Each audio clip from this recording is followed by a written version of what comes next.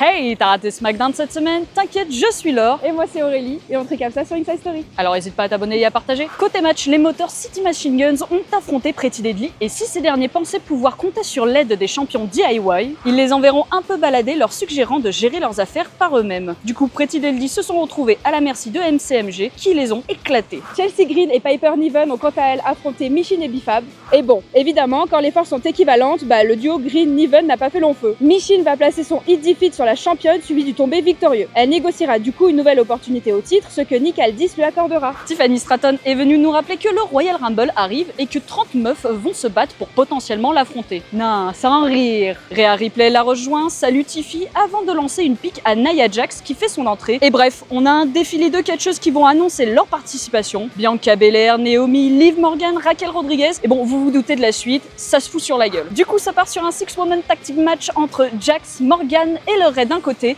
et de l'autre, Ripley, Naomi et Belair. Évidemment, Rodriguez va se mêler du match, distrayant Ripley qui va se faire virer par le Ray, et Belair va se faire surprendre par un roll-up de Morgan. Johnny Gargano a affronté Apollo Crews, et pour une fois, le karma va se manifester puisque les MCMG vont venir près de la rampe d'entrée, distrayant le champion qui se fera lui aussi avoir par un roll-up. Décidément, Tama Tonga a affronté LA Knight, et même si ce dernier devra faire face à une intervention de Jacob Fatu, il arrivera à rester focus dans son match et à l'emporter. Mais bon, ça n'empêchera pas pour autant Fatu de s'en prendre à lui dans l'après-match, faisant alors venir Braun Strowman pour un face-à-face musclé avant Saturday Night's Main Event. Carmelo Hayes, qui avait hâte de savoir quelle superstar il allait affronter, finira par découvrir un certain Damian Priest dans le bureau du General Manager. Et y a-t-il besoin de préciser que Damian Priest l'a éclaté? Non, parce que c'est évident. Carmelo s'est fait rouler dessus et restera au sol après le finisher de son adversaire. Quelle merde ce mec.